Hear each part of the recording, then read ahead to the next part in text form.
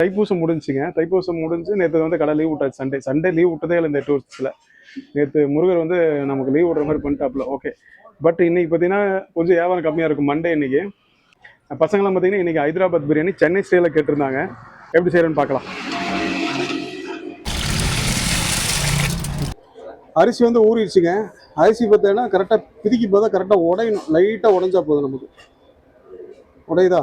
அரிசி ரெடி. கரெக்டாக வந்து அரிசியை பொறுத்து அந்த ரகத்தை பொறுத்து 30 நிமிஷம் இல்லைன்னா 40 நிமிஷம் ஊற வைக்கணும். நான் 40 நிமிஷம் ஊற வச்சிருக்கேன் இந்த ரகத்துக்கு.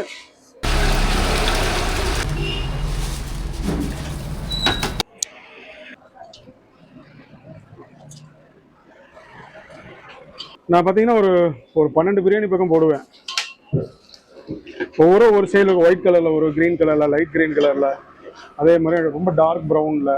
திண்டுக்கல் ஸ்டைல் பிரியாணி பார்த்தீங்கன்னா அது ஒரு டார்க் ப்ரௌனும் கலந்த மாதிரி இருக்கும். அந்த மாதிரி ஸ்டைலில் போடலாம். பாஸ்மதியில் நிறைய டைப் போடலாம்.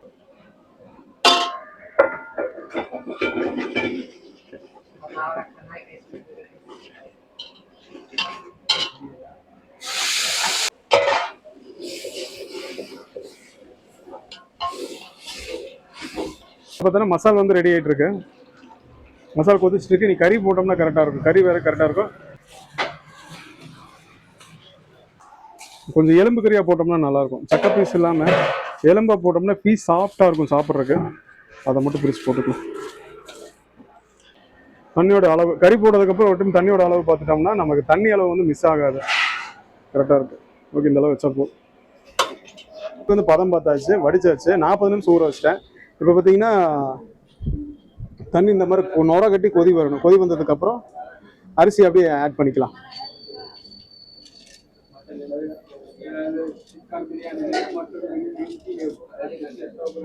அடுத்து அப்படியே பாதி அரிசியை போட்டு அப்படியே கிண்டி விட்டு இது அரிசியும் போட்டோம்னா கரெக்டாக இருக்கும்.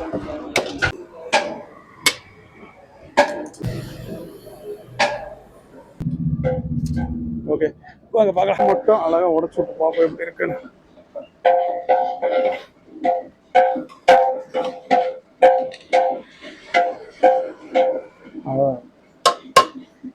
லைட்டாக அந்த பசப்பசப்பு இருந்தால் தான் சாப்பிட்றதுக்கு வந்து நல்லா இருக்கும். உங்களுக்கு